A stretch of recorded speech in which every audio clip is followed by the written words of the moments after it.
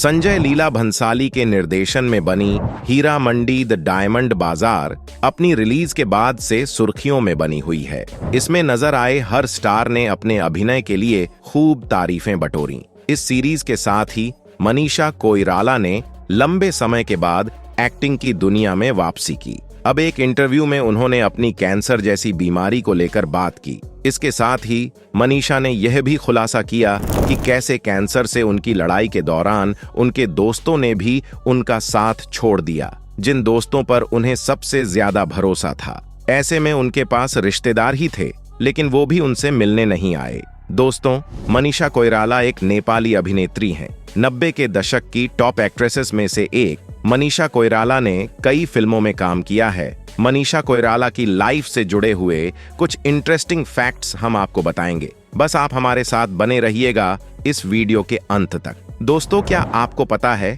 कि 16 अगस्त 1970 को नेपाल के काठमांडू में जन्मी मनीषा कोइराला के दादा नेपाल के प्रधानमंत्री रह चुके हैं, जिनका नाम विशेष प्रसाद है, और पिता प्रकाश राजनीति में कैबिनेट मंत्री रह चुके हैं।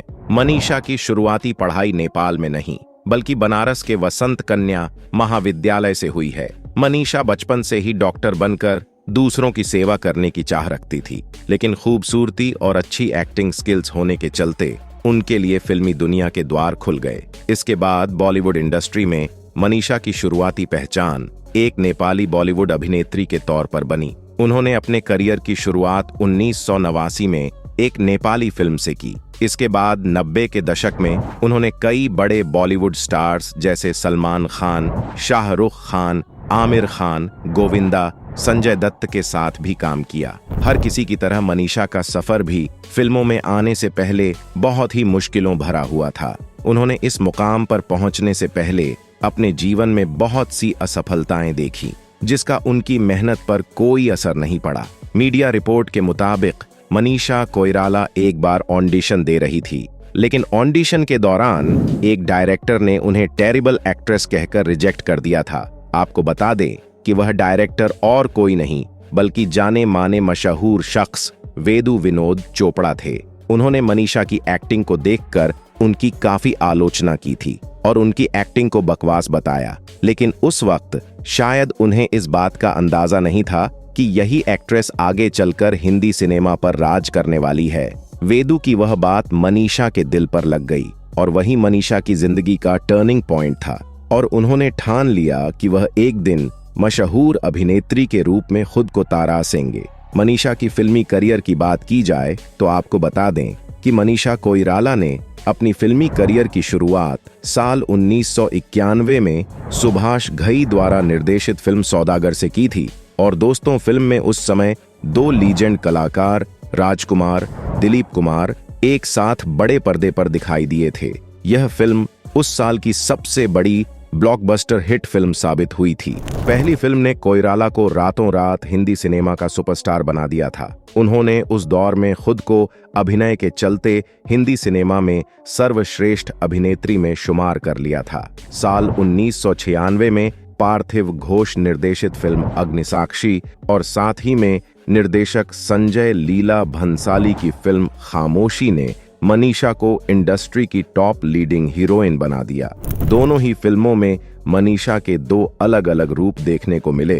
पहली फिल्म अग्निसाक्षी में मनीषा अपने एक बीमार पति का ध्यान रखते हुए एक पतिव्रता पत्नी के रूप में दर्शाई गई। वहीं दूसरी फिल्म खामोशी में वह अपने गूंगे माँ बाप का ध्यान रखने वाली एक प्यारी सी एनी की भूमिका निभाती हुई नजर आई। दोनों ही फिल्मों में उनके अभिनय को देख सभी आलोचक दांतों तले उंगली दबाए रह गए। साल 1997 में मनीषा बॉबी देओल और काजोल के अपोजिट फिल्म गुप्त द हिडन ट्रुथ में नजर आए, जो ब्लॉकबस्टर फिल्म साबित हुई थी। इसी साल वह पहली बार बड़े पर्दे पर शाहरुख खान के साथ फिल्म दिल से मैं नजर आई। इस फिल्म ने मनीषा कोइराला को आलोचकों से काफी अच्छी प्रतिक्रिया दिलाई। साथ ही उन्हें इस फिल्म के लिए फिल्म फेयर बेस्ट एक्ट्रेस का नामांकन भी मिला। साल 1999 में वह फिल्म मन में नजर आई और अजय देवगन स्टार और फिल्म धागे में नजर आई। फिल्म मन में उनकी लाजवाब एक्टिंग देख आलोचकों ने उन्हें मीना कुमार तक की उपाधि दे डाली थी।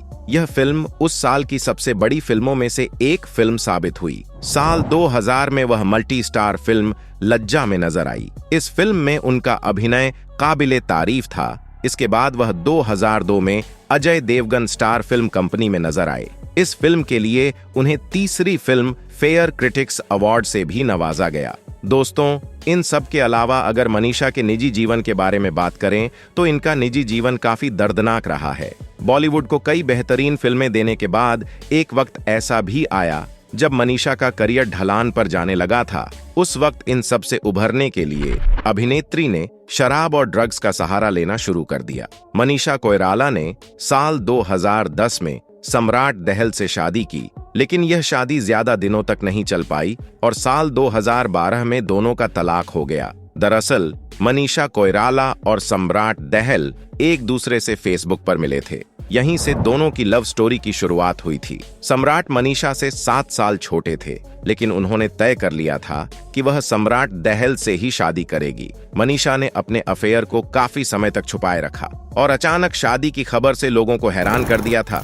मनीषा ने साल 2010 में सम्राट से शादी की थी। दोनों की शादी रीति रिवाज के साथ काठमांडू में हुई थी। मनीषा कोइराला सम्राट के रिश्ते में प्यार का परवान जितनी जल्दी चढ़ा उतनी ही जल्दी उतर भी गया था। रिपोर्ट्स के अनुसार शादी के कुछ समय बाद ही दोनों के रिश्ते में मतभेद की खबरें आने लगी।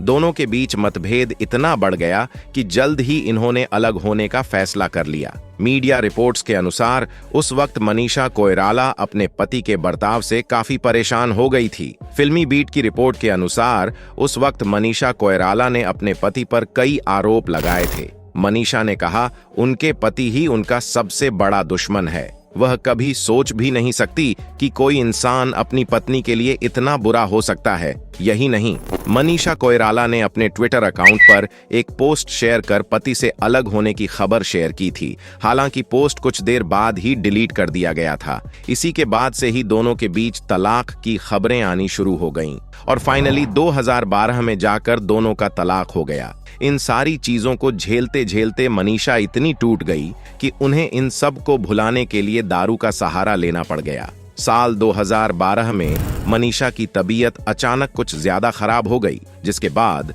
वह मुंबई के अस्पताल में इलाज के लिए भर्ती हुई। इलाज के दौरान उन्हें पता चला कि उनके गर्भाशय में कैंसर है। इस खबर के बाद से तो जैसे मनीषा के पैरों तले जमीन खिसक गई। वह कुछ सोच नहीं पा रही थी। उन्हें लग रहा था कि यह कैंसर उनको मार डालेगा। हालांकि इसके बाद मनीषा ने न्यूयॉर्क में अपना इलाज कराया। लगभग 1 साल चली ट्रीटमेंट के बाद जब वह ठीक होकर लौटी तो उन्होंने फैंस को इसकी जानकारी दी। कैंसर से उभरने के बाद मनीषा कोइराला ने अपनी किताब हो कैंसर गिफ्ट्स में ए न्यू लाइफ लॉन्च की। 6 महीने तक लगातार संघर्ष और मजबूत इच्छा शक्ति के दम पर मनीषा ने कैंसर से जिंदगी की जंग जीत ली। इसी जंग के बारे में राजेश मित्तल ने मनीषा कोइराला से जयपुर लिटरेचर फेस्टिवल में बात की।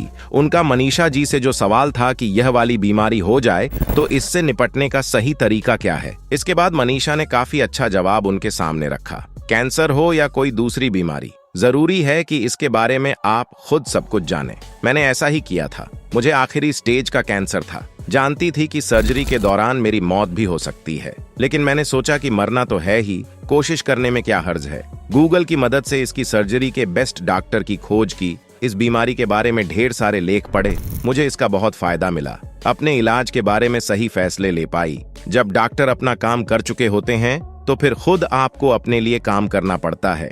इस दौरान दिमागी संतुलन बनाए रखें। खुद की सेहत सुधारने के लिए जो भी कोशिश कर सकते हैं वह करें। सबसे अहम बात है खुद में हौसला बनाए रखना और डॉक्टर की हर बात पर अमल करना। बीमारी हो जाए तो हमें यह कबूल करना चाहिए कि हमारी जिंदगी में कुछ असंतुलन था, जिसे ठीक करने के लिए यह बीमारी आई है। अब अपनी उस गलती को मुझे दुरुस्त करना है। आज की वीडियो देखने के बाद मैं उम्मीद करता हूँ कि आपको काफी कुछ सीखने को मिला होगा। तो दोस्तों, फिर देर किस बात की, वीडियो को करें लाइक, शेयर और चैनल को सब्सक्राइब करके बेल आइकॉन को प्रेस करें। आप सभी का बहुत बहुत धन्यवाद।